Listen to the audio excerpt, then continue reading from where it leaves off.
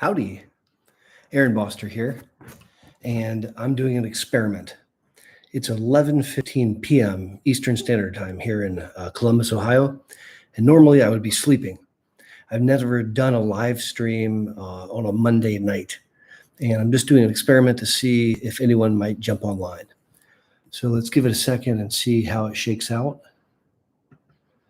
And if there's some folks online that want to get together and talk about MS or ask me questions about multiple sclerosis, I would love to talk with them. So let's just see what happens. Jenny's on, Calamity Girl, Michelle, Becky. Awesome. Some people are jumping online. Hey, guys. It's not a normal time for me to do a live stream, but I can't really sleep right now. And I thought, what the heck? I wanted to see who might be online. I'm imagining village members across the pond are probably sleeping right now. But when you jump on, tell me where you're calling in from. Hey, Matt. So type in where you're coming in from. I love to look back. I'm curious if there's a lot of people on the West Coast right now. I see Australia, BC, Canada. That's awesome. New Zealand. This is great. Montana. Hey, John. It's great to see you tonight. Hope you're doing well. Alabama, Florida.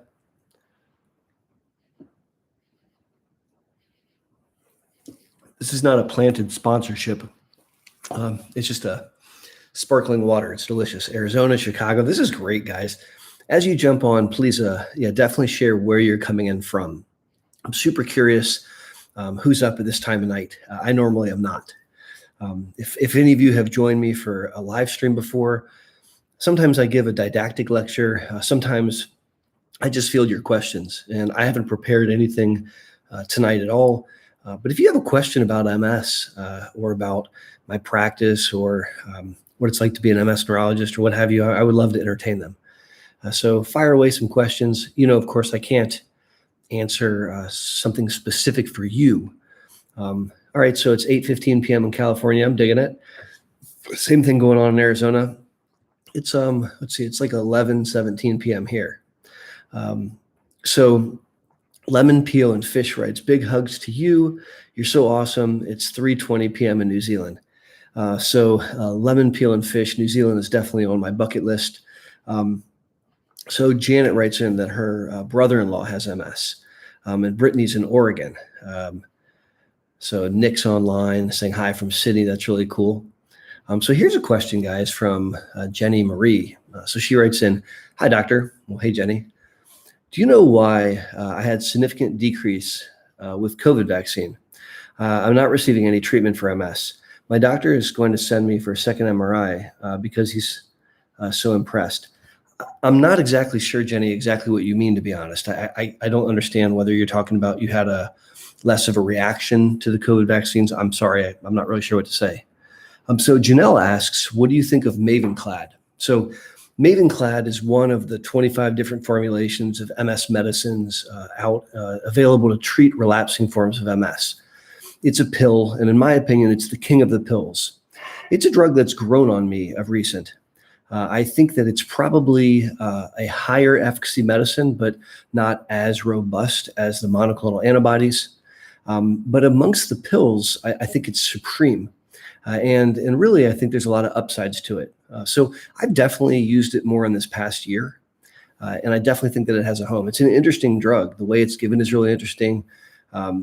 And I think it's got a moderately impressive efficacy profile. And so it's a drug that I think is pretty cool. If you are on the line right now and you've been on Mavenclad, like type in your experience. I would love to read about it. So P. O'Neill writes in, what are the chances of improving after a second Lemtrada round?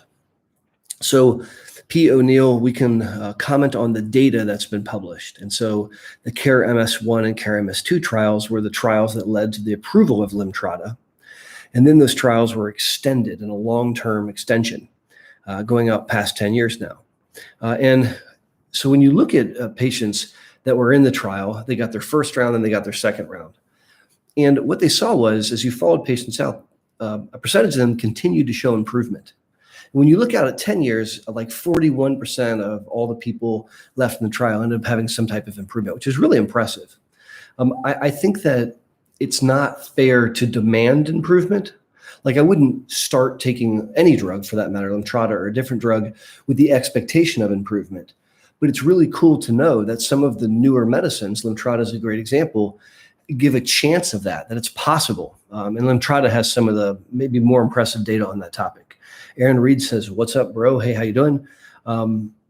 So Rachel says that it's only 1:17 p.m. Tuesday in Australia. So actually, Rachel, you're talking to me in my future. So that's really neat. So please say hello to tomorrow for me. So more than MS. Oh, wait, let me back up here, guys. Sorry, I'm so bad at this. I think I've lost some. All right, so I found my place. More than MS writes, is it normal for SPMS to have short periods where you cannot understand language? So no, that's not normal. So that's called receptive aphasia, where you have trouble in understanding in language. And that's not a very common symptom in MS at all. It's commonly more seen in the setting of a seizure or a TIA. So if I had those symptoms, I wouldn't associate it with MS right away. I would be thinking about other conditions, and I definitely would bring that to the attention of your doctor. Like that's something I would do tomorrow. So Bell ESPK writes, do you have more of a chance of PPMS if lesions are located in the C or T spine? Not exactly. So there's a criteria to diagnose multiple sclerosis, and there's one criteria for relapsing MS, and there's another criteria for primary progressive MS. Now, primary progressive MS tends to involve the spinal cord more often. And so maybe that's where your question's coming from. And when you have primary progressive MS, the criteria are as follows. You need to have a year or more of progression of disability. So a slow, steady decline in function for at least a year. And then you need to have 2 of 3 other criteria. One of those is 2 spinal cord lesions. So to go back to your question, if I can find it, where'd it go? So it's not that you're more of a chance, but it fits into the criteria. Plenty of people with relapsing MS have spinal cord lesions. And so it's not a straightforward, if you have cord lesions, then it's PPMS. So Debbie Wood writes, newly diagnosed, binge watching your videos. Well, Debbie, I hope that you find them helpful. Definitely leave comments. I read all the comments. And welcome to the channel. I really hope that you find some solace. You know, it's really my goal, Debbie, to energize, to empower, and to educate people impacted by MS. That was something that was not done for my family a long time ago. And so if I can do that for you, that makes me feel really good. So Teresa's in Los Angeles. That's awesome. Michelle writes, my son was just diagnosed with MS 2 weeks ago. I've had MS since I gave birth to him. He's almost 26 and I'm 44. I know that men get it worse, and I'm scared for him. New Jersey here. So, Michelle, a couple thoughts. Yes, in groups, men do worse than women, but he's not a groups of men. He's one guy. And he has access to therapies that are even more effective than you had available when you were first diagnosed. And so I understand your concern. He also has a mom that can really support him. And when he says, I'm fatigued, boy, you know exactly what he means, where most first-degree relatives might not. By the way, Matt Z is on the line. Matt is an outstanding guy who helps out with moderation on this channel. I'm grateful to Matt. So guys, wave hi to him and thank him, please. So Aaron Reed is in North Carolina. Terry Jones says, so good to hear from all of my fellow MSers around the world. Terry, I agree with you. I've said this before, but when I started this channel like 6 years ago, I didn't know about like the community portion of YouTube. And when I learned about it, I didn't know what it would become, but it's really, really cool. So for me, the fact that I couldn't sleep tonight and I turned the camera on and there's 100 of you from around the globe that are on talking with me is really, really neat. So I agree with you. I think it's super awesome. Karen Tweet says, second COVID shot today. Karen, congratulations.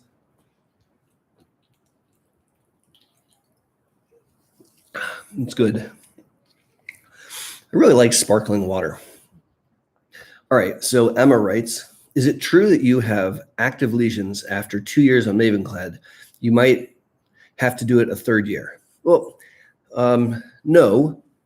So real quick, the way Mavenclad is given is you take a pill a day for 5 days, then you wait a month, then you take a pill a day for 5 days, and then that's it for that year. So then a year later, you repeat that. A pill a day for 5 days, wait a month, pill a day for 5 days, then you're done, unless you have more disease activity. So in the Clarity trial, which is the trial where we studied this drug, if patients didn't have any more disease activity, they weren't given any more medicine. And if you look at the classic trial, which is the long-term trial, where we followed people in Clarity for a while, a good portion of them, like 60-some%, at least of the ones that retained in the trial, never had an attack again. They never had new spots, and so they never got retreated.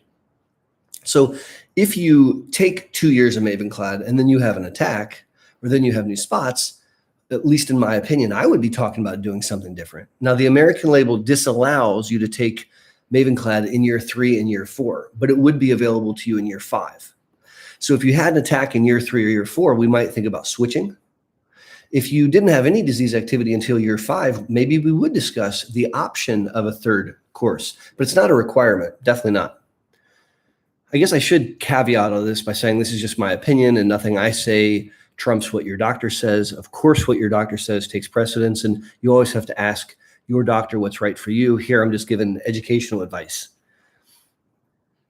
All right, so Marla Foster writes, is it common to have a lot of lesions at once upon diagnosis? My daughter had 25 lesions upon diagnosis. Now an Ocrevus and has not had any more in the last year. Is this normal?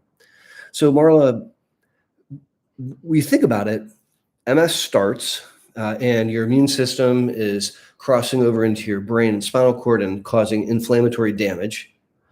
And if that damage occurs in an area where your brain can easily work around it, your daughter won't know it. And it's not until there's damage in an area like the optic nerve where she notices that she can't see, God forbid, or something else that's really specific like that, where she's going to bring herself to the attention of doctors. So it's actually not super uncommon that when someone has their first clinical event, their first clinical attack, what we call clinically isolated syndrome or CIS, we get an MRI and they have a bunch of lesions because there's been a lot of stuff that's been happening leading up to that event. And in fact, there's an interesting situation where sometimes people get an MRI because they have a headache or for some other reason, and then we see that it looks like they have MS on their MRI, but they haven't had any clinical symptoms. We call that RIS, so radiologically isolated syndrome. It's even before the first clinical attack. The point is, it's not completely abnormal. I am really glad to hear that she's on a highly effective medicine, and I'm more glad to hear that she hasn't had any further lesions. So that's really, really awesome. Ram Damran. I'm sorry if I mispronounced that. I apologize. How about the down there's? So I talk a lot about the down there's. This is really in a constellation of invisible symptoms that has everything to do with quality of life, bowel, bladder, and sexual function. And so when I'm talking to a patient in clinic, I will oftentimes ask them about the invisible symptoms of the up there's. So thinking memory, energy, mood, and the down there's, bowel, bladder, and sexual function. And if your energy, if your mood and your thinking is crisp and doing really well, and your bowel, bladder, and sexual function is doing really well, oftentimes we're doing really great. Now, that's not all there is to human life, but it's important in part because it's invisible. So I find if I don't ask someone about the down there's, sometimes they don't volunteer. So I want to make sure that I'm asking. Tiffany says, hey, Tiffany, it's great to see you. Maybell is in Washington. KP Kingdom. All right, let's see. Carol writes, do you feel a third vaccine would be wise if there are no antibodies found after the second vaccine? There's a lot into that question. When you say there's no antibodies found, did you have an antibody test that was sensitive to measure vaccine response? Because to my knowledge, there aren't commercially available tests like that right now. Also, how long has it been since you were vaccinated? And are you on an immunosuppressant, which can make that vaccine take longer before you can mount an effect? Also, are you mounting T cells? So there's a lot that goes into that. So if we put all that aside, am I opposed conceptually to a third shot? No. There are plenty of vaccines that we have to give in steps to boost it. In the COVID-19 vaccine, some of those versions come as a boosted as 2 shots. I took the Moderna, which was 2 shots. So maybe some people will need 3. Problem is, I don't know if we know exactly how to figure that out just yet. So Lemon Peel and Fish writes, question. My neurologist has told me that if I have symptoms of a relapse, they have to last a week before I should let the team know. Do you agree? I do not agree. In my mind, that's a really, really, really long time. So in my opinion, if you've had a symptom that lasts longer than 24 hours, I think it's fair game to alert my team. In fact, that's my request. I personally wouldn't wait a week before I reported symptoms, and I wouldn't want my patients to wait a week. Just my opinion. I'm not trying to be contrary, but you asked the question. So Carl writes in, what blood test will show my 2 Pfizer vaccinations affect my immune system on Ocrevus? So Carl, when you give someone any vaccine, and here we're talking about the COVID vaccine, but when you give someone a vaccine, you're basically showing the immune system its target, like little pieces of dead virus. And then the B cells and the T cells see that, and they multiply and they make an arsenal against that virus. And the question really here is, if you're on a B cell depleter, so Kesimpta, Rebif, here Ocrevus, which depletes your B cells, could that have an impact on mounting an antibody response? And the answer is it looks like it can have an impact. Now, here's the tricky part. Outside of some research studies, I'm not aware of where you can get a commercially viable antibody test to measure vaccine response. They have antibody tests to measure antibodies after you have been infected with COVID, the infection. But honestly, I'm not sure if there's now vaccine antibody tests that measure the threshold for vaccine. I just don't know the answer, and I need to find that out. But last I checked, both in Quest and LabCorp, we didn't have that. It makes checking it really, really challenging. It's very frustrating. I'm asking patients to consider still wearing a mask, even though they're vaccinated, because I don't want to take undue risk. And I wear a mask when I'm outside my home, even though I'm vaccinated, I'm not immunosuppressed. That's a good question. So DA writes, we need your opinion about Vumerity. Okay, I will give you my opinion about Vumerity. So Vumerity is a fumarate or a fumaric ester. So it's a cousin, it's actually like a brother of Tecfidera. So Vumerity and Tecfidera, the real names, Vumerity is called diroximel fumarate, and Tecfidera is dimethyl fumarate. So chemically, they're like super similar. And if you take a pill of Vumerity and swallow it, in your stomach, it becomes the first metabolite, monomethyl fumarate. So remember that. If you take Tecfidera, dimethyl fumarate, and swallow it, the first thing that happens in your stomach is it becomes monomethyl fumarate. So in reality, both Vumerity and Tecfidera are prodrugs that both turn into the same compound, MMF. And it looks like it's about as effective as Tecfidera. And it looks like it has about the same side effect profile, maybe a slightly better profile with regards to GI upset.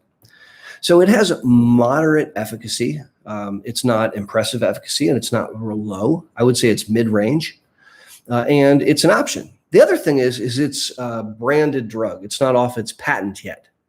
And so what that means in the United States, at least, is that if a patient's on that and they don't have government insurance, they are eligible probably for patient assistance, like copay assistance. Whereas Tecfidera is now not offering copay assistance. And so I have patients that are switching because they want to maintain their copay assistance. And I understand that. That's a good question. Eric Butler writes, Mayzent. Talk about Mayzent. I think I've had progression on it 9 months. So Mayzent, siponimod, is an S1 receptor modulator, S1P1. So these are a class of medicines. The first was Gilenya, which is fingolimod. And then this drug, siponimod, Mayzent. And then ozanimod, all right, so that's Zeposia. And then ponesimod. And I can't remember the trade name for ponesimod. So now there's several of these drugs. And I find them to be all more similar than dissimilar. I think that the S1 drugs do a good job of decreasing relapses and decreasing new inflammatory MRI spots. I think they're just so-so as it relates to slowing progression of disability. So it's interesting, not in a good way, but it's interesting that you comment that you think you've had some progression. So I tend to prefer to use the monoclonal antibodies because they're way more effective as it relates to progression. And if I'm going to use a pill, personally, I'm not going to use S1P1 as much anymore. I'm reaching for Mavenclad more often just because I really prefer the efficacy, and I think there's a couple other upsides. But again, that's my opinion. Now, I have patients that are on S1P receptors and they do great. I saw one in clinic today. So that doesn't mean that you can't respond to that medicine. I'm just sharing my personal bias, like at 11:30 at night. So Nick Friedman is on and says, I just had a grade 3. I'm not sure I understand that. All right, so Kathy O'Connor writes, what are your thoughts about delaying Rituxan infusion when B cells are repopulating because of a low IgG or IgM levels? That's a very, very packed question. Basically, if you're taking a B cell depleter and your IgG levels are low, there may be an increased risk of infection, and there may not. So for me, I would be more interested in how well your MS is controlled. And if you are manifesting infections, then I think that we have something to worry about. But if you're not manifesting infections, I'm personally not terribly worried about that. So I guess I would probably make that decision clinically, not just based on those numbers. Just my 2 cents. Petite Menina, sorry if I said that wrong. Hi from Mexico. Hello. Can you have MS symptoms for 7 months that leave you unable to work and feel like nothing happened? Doctors told me to just forget about it and get another MRI in a year. Well, first of all, that sounds terrible.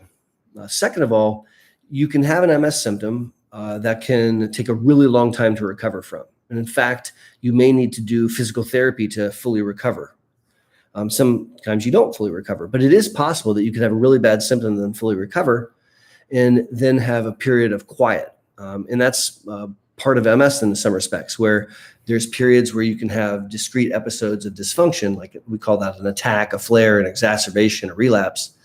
And then there's periods where in between where you still can have some progression of disability, but you're not having an attack. And it can be quiet in that regard for some time. Aaron Reed writes, will there ever be a cure for MS? Aaron, I hope so. I don't think there'll be a cure in my lifetime. And I'm not saying that to be like Debbie Downer, but I want to bring up a couple points about that. Number one, we don't cure most things. Like the vast majority of things in medicine, we don't cure. We don't cure heart disease, we treat it. We don't cure diabetes, we treat it. Unless you have a cancer which is cut out of your body and removed, we treat things, we don't cure them. And our understanding of immunology is really, really inadequate to beat MS today. We're still learning a lot. But we are good enough today, 2021, to make MS boring, right? So that you can live your best life despite having MS and not let it make decisions for you. And that's actually something we can do in the now. That's what I like to do in clinic. So Mina writes from Egypt. That's really cool. Hi, Mina. So Petite Memina writes, can Lermite's phenomenon feel mild? Yes. So Lermite is a dead French guy. And he described this thing where when you bend your neck, you feel electricity running down your back into your feet. And it's caused by a spinal cord lesion, and it's described as like an electric bolt. Like it does not feel good, it hurts. And that's the classic example of Lermite's. Now, I've been doing MS neurology for like a decade and a half, and I've seen multiple variants of Lermite's. So I've seen situations where they bend their neck and it goes down a zip goes down their arm, or it goes down their back into their butt and stops. I've also had people describe sensations of sexual pleasure with that, for real. At least one person where they sort of made their down theirs feel tingly and they really liked it. And I've had people tell me that this felt pleasant, that it didn't feel bad. It was kind of like a warm feeling, or they liked it. So yes, I think that can happen. But I think most commonly in the classic Lermite's is I flex my neck and I have a zip of electricity down my back into my feet. So Dulcimia writes, how common is dysphonia after a relapse? It's really a pseudo relapse without new lesions. I'm on Ocrevus. Dysphonia stinks, FYI.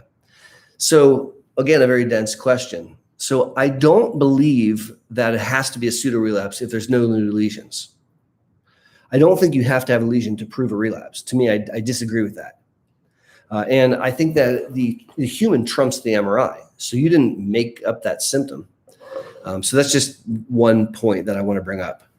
So dysphonia means a couple different things. Phonia is like making sound. So dys means you don't do it very well. So depending on where the damage from the relapse occurred, it absolutely could impact your voice and the way your voice sounds. So that can happen.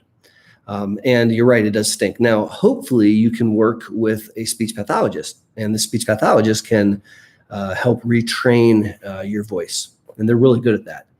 Calamity Girl, which by the way is kind of a cool handle, writes, I lost it. Hold on. I'm trying to, guys, I am so bad at this, and Matt is trying to help me out, and I just scrolled. I am sorry. I lost that question completely. All right, what I'm going to do is I'm going to go to the questions that Matt has graciously copied for me because I can see his name easily. So let's see. As we go through this, I'm trying to find. All right, I've kind of lost my place in the question. So Danielle O writes, I feel like I have more stiffness in my legs after 2 halves of Ocrevus. I'm scared for my first full dose. Is this worth something changing your DMT? So again, I can't answer for you specifically, but if my patient had that concern, I wouldn't want to cut bait just yet. I would want to keep on keeping on. Why? I think it's too soon, and we haven't had the full effect of the drug yet. By the way, guys, it's 11:41 p.m., and I'm super excited that all of you jumped online to chat with me. I can't sleep. I thought, what the heck? Do me a favor and give me a bunch of thumbs up on the chat. So you may have to step out of the chat, give it a thumbs up, then jump back on. But do that for me. Show some love and tell me that you like what we're doing. Let's see if we can get that up above 100. That would be really, really cool, and it helps out the channel too. So thank you for that. And I want to say thank you to Matt, who is cleaning up some spam. I really appreciate that. All right, let's see here. So Mimi writes, Dr. Boster, the fatigue I experience is debilitating. If I push through it, it ends up making me feel far worse, affects my vision, speech, mobility. What can I do when this happens?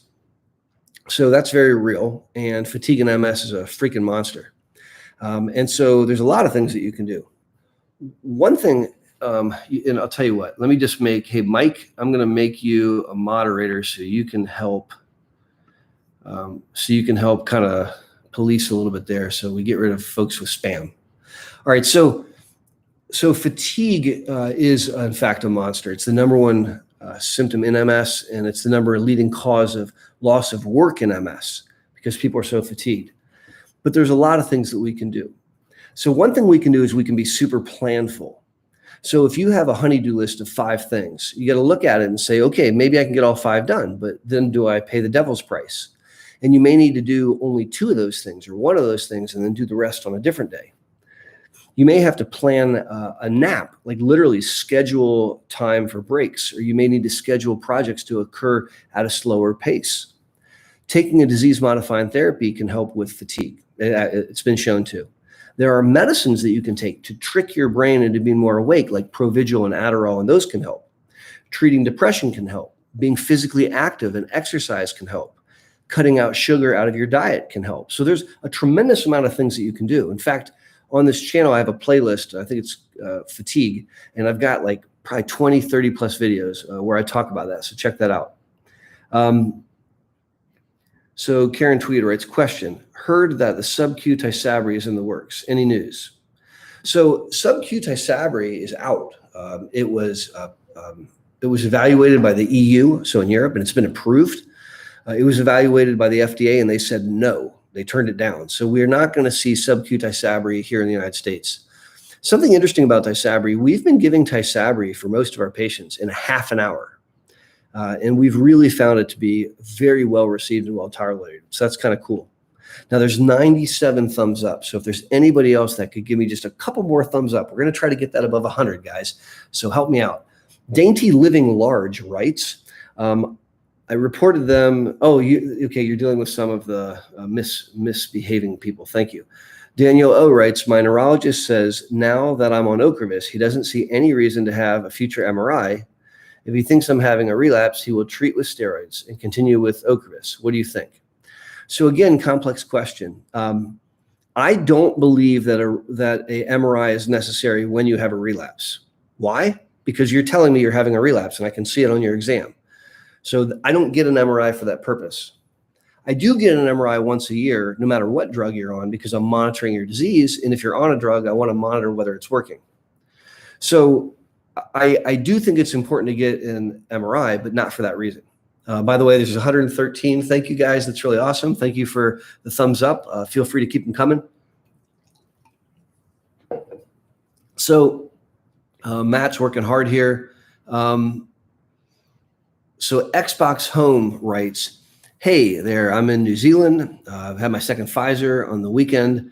I'm on Ocrevus, hoping it works for me. Right on. We're rooting for you. I hope so too. All right, let's keep looking. Teen Jules writes, I was so fatigued on Mavenclad, neuro said, not related to Mavenclad, that I must have had an infection. Told the GP to check next time. Could this be true? It could be true. You can be fatigued because of an infection. You can be fatigued because MS fatigue is getting worse. You can be fatigued in the setting of a relapse. So there's some work that needs to be done. You can be fatigued from other reasons like thyroid dysfunction. So I think it's worthwhile to work that up, actually. Trying to skip through nonsense. So Ren E. Berry writes, can you discuss whether or not smaller lesions or disappearing lesions means improvement? My friend thinks she's reverse cured her MS through diet. I'm glad she feels better, but.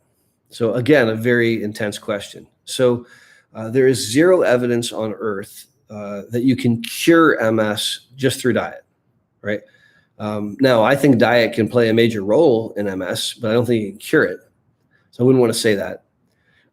Also, lesions can get smaller.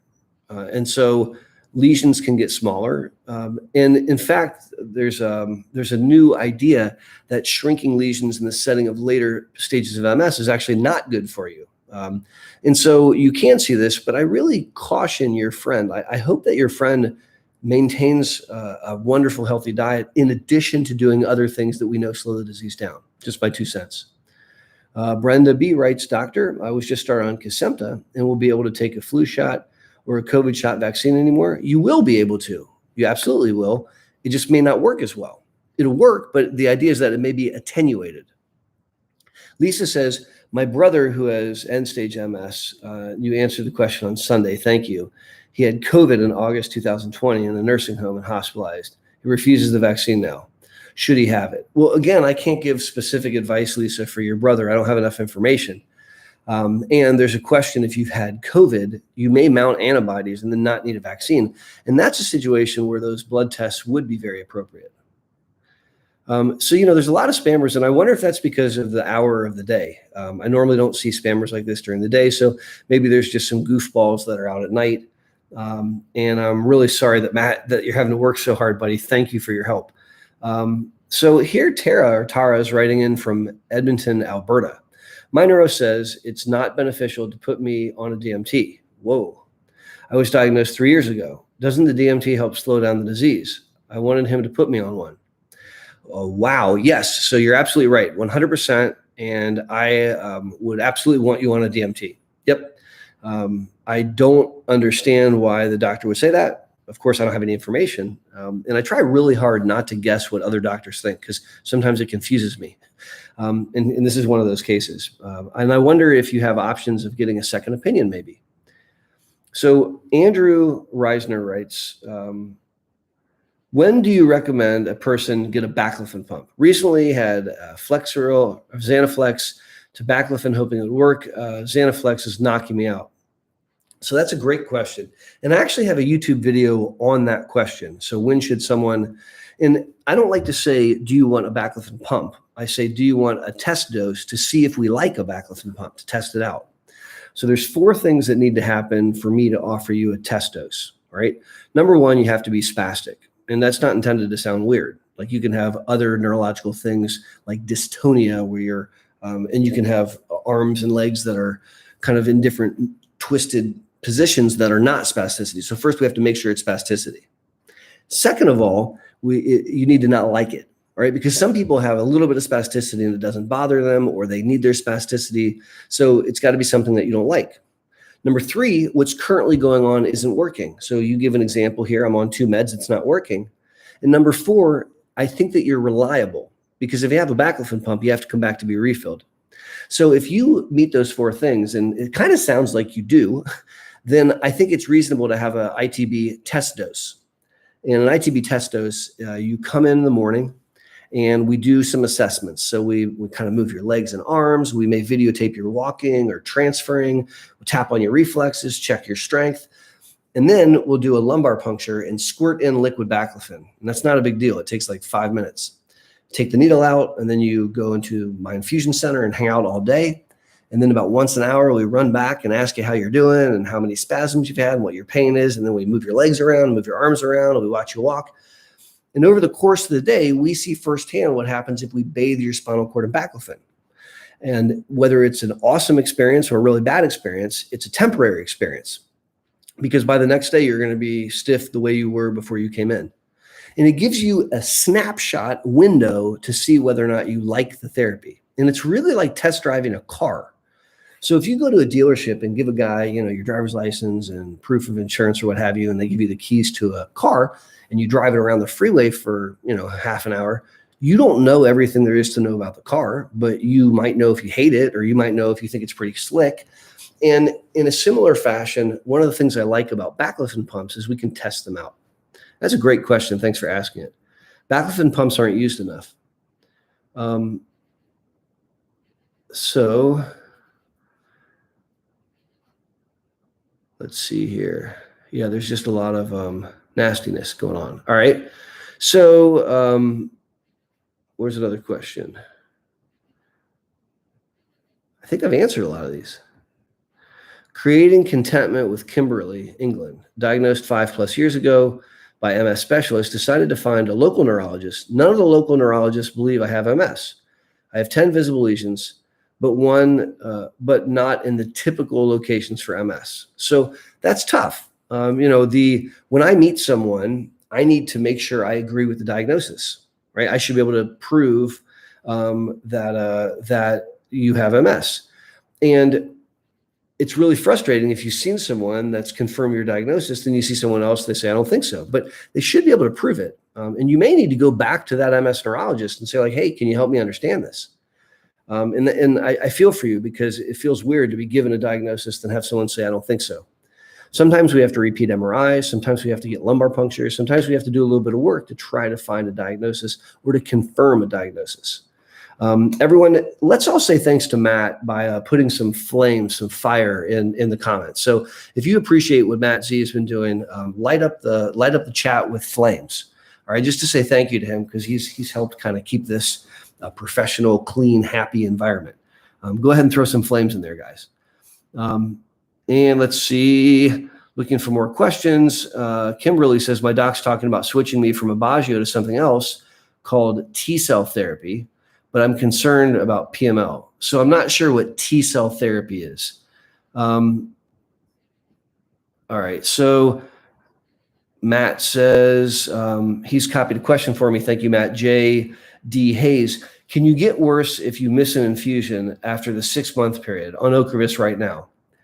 Yes, you could, because when you take Ocrevus, you deplete your B cells. That's how you're slowing your MS down. And the reason we give it every 6 months is you can make more B cells after 6 months. So if you missed an infusion, you could replenish your B cells, and then they would still be active and make your MS worse. So that is possible.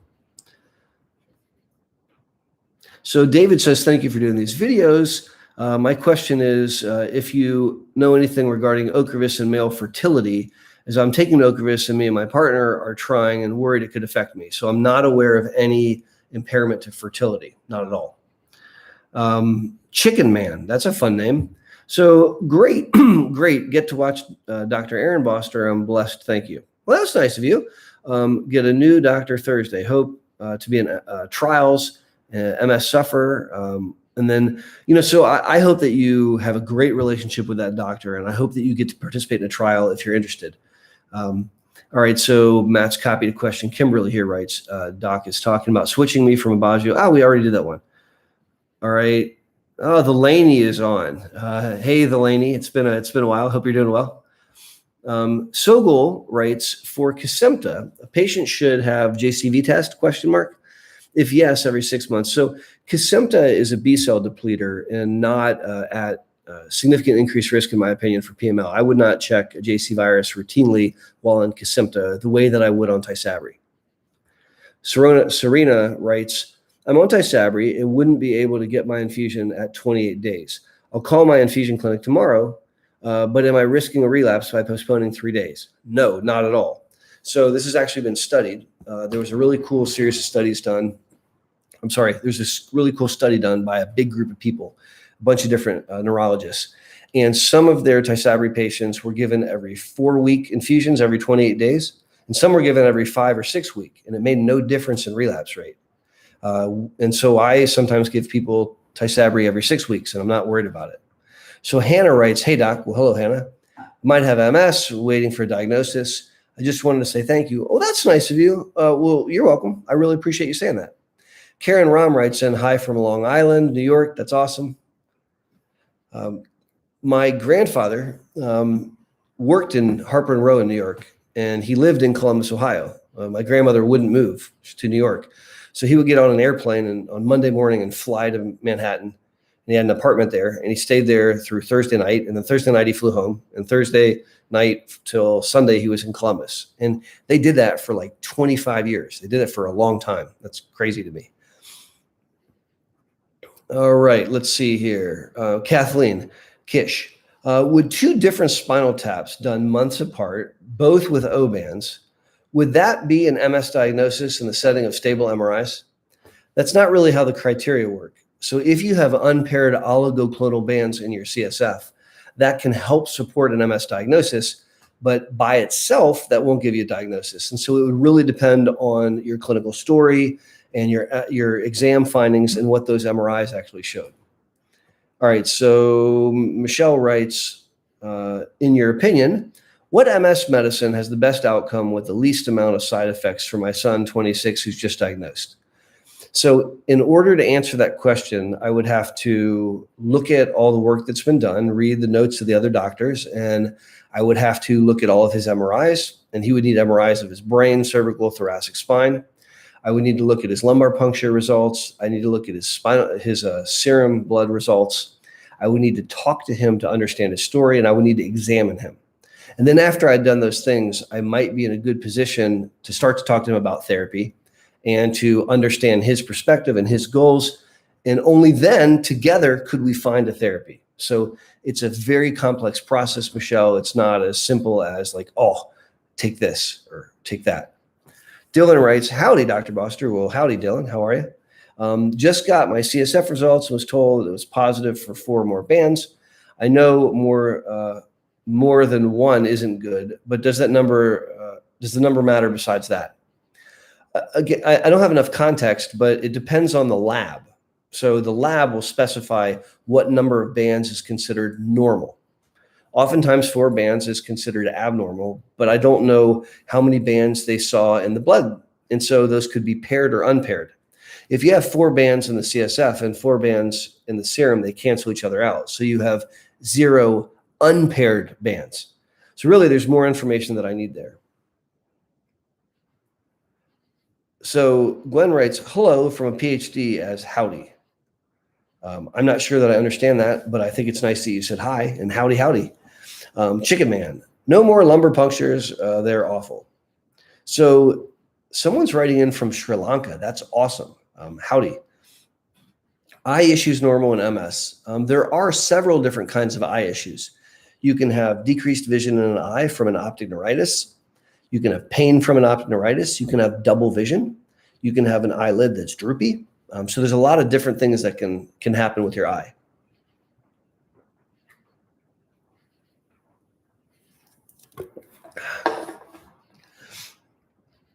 Okay. Phoenix, Arizona, not PhD. Oh, okay. All right, cool. Howdy in Phoenix. So I just lost my place. Oh, I did it again, guys. I'm so sorry. So just skip to the bottom. So why I'm going to try to answer some questions towards the bottom now. Sorry. Don't worry if I don't get to your question because I'll do it in a video later. So Matt writes, he's copied a question from Mayhem Crafty Cards, which is a cool name. I hope this isn't a silly question, but my doc said I have Ppms, and I know you can't say for sure, but since I'm on Ocrevus, is there a chance of a huge step from Ppms to SPMS? No. So it doesn't work like that. So PPMS means that the disease started progressively without attacks. SPMS means that the disease started with attacks and is now progressing. And we don't cross from one to the other. That's just like a nomenclature thing. So Daniela shares that her eyes and balance are a big issue for her, and that's not uncommon in MS. Chicken Man says, got to go. Can Tysabri cause lymphedema? Rarely, it can cause swelling in your legs. Carrots writes, do you see patients who are in Canada? I have. We've done some telemedicine with folks in Canada. So Linda writes in my left eye. Let's see. Let me find some more questions here. So urticaria. So MPY asked about urticaria. So urticaria is a doctor word for itching. And I have a video on pathologic itching, MPY. So check that video out where I talk about pathologic itching. P. O'Neill is showing some fire, thanking our moderator tonight. Let's see here. So Shannon writes in, what's the difference between relapse and end-stage MS? I have relapse, and I'm curious if it can go on to end-stage. So those aren't, so an MS relapse, a flare, an exacerbation, an attack, it's all the same thing. It's when you have a new onset of a loss of function. Like let's use optic neuritis as an example. You lose vision and it hurts when you move your eye. And then that relapse can get better, right? It can get all the way better or part way better. That's relapse. And if you have relapses, then we say that you have a relapsing form of MS. Now, end-stage MS has not much to do with a relapse. That's a separate comment on someone who's had MS for a very long time and has suffered a lot of neurological damage because of it. So it's not a specific end stage like stage 5 or stage 4. It's more of a colloquial term. And you'll sometimes see a doctor say that they have end-stage disease. But it's not a staging system. That's kind of like just using common parlance amongst doctors. Maybe they shouldn't. Lawnmower Man wanted to say, hi, Dr. Boster, and thank you for sharing your time. It's my pleasure, Lawnmower Man. Love that shirt that you had on the last event with the baseball face mask. That was actually a shirt given to me by my friends at the Oak Clinic, which is in Akron, Canton, Ohio. It's a really great, fantastic little clinic up there. They do fantastic MS neurology. And they gave me that shirt. Brenda says, thank you for answering my previous question, doctor. I was wondering when a person is considered not able to work, have really bad brain fog, and I have bad fatigue. So the number one reason people leave the workforce is because of fatigue and cognitive fatigue. And boy, I try lots and lots of things before we step away from work. I don't want to do that just yet. I want to try to get accommodations. I want to try to get compensatory things, sometimes changing factors like allowing you to sit instead of stand or putting the teacher's classroom on the first floor. There's all kinds of different things we can do. In fact, we can treat fatigue and cog fog with medicines. So I'm not saying that it's not appropriate sometimes to step away, but I want to try a bunch of things first before we do that. So Math Swift writes, Mavenclad versus hematopoietic stem cell transplant for relapse P SPMS. Well, I certainly would not recommend a stem cell transplant for relapse-free SPMS. I would not do that. So Linda writes in, law, I have headaches, but I don't understand that. All right. So Miguel writes, Acthar gel has helped me. Acthar gel is pretty cool stuff. There's a bunch of things here. Okay, let's take a few more questions, and it's midnight, and I've got a big clinic tomorrow, so probably going to wrap up here in a second, guys. Kimberly writes, my doc's talking about switching me from Aubagio. That's a question we've answered a couple times now. All right, let's find. So here's a question from someone who writes, my neuro won't take me off Copaxone. Only said he would go to Aubagio or Tecfidera. But I'm definitely progressed on this drug, sensory and new cervical lesion, no new brain lesion since 2015. So what I'm hearing is that you and your neurologist might not be aligned.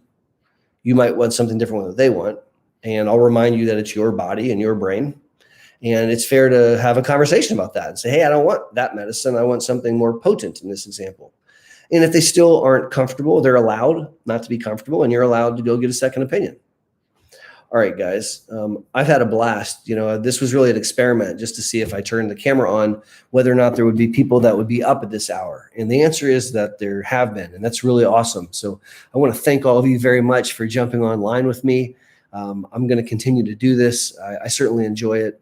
And if you have questions, don't fret if I haven't gotten to them. Definitely leave them in the comments section, and I'll make videos in the future. So as always, my name's Aaron Boster, and I want to thank you for learning about MS with me. I also want to thank Matt, who was a fantastic moderator today and kept things nice. Have a great night. I'm going to try to get some sleep, and hopefully you do too. Take care. Bye-bye.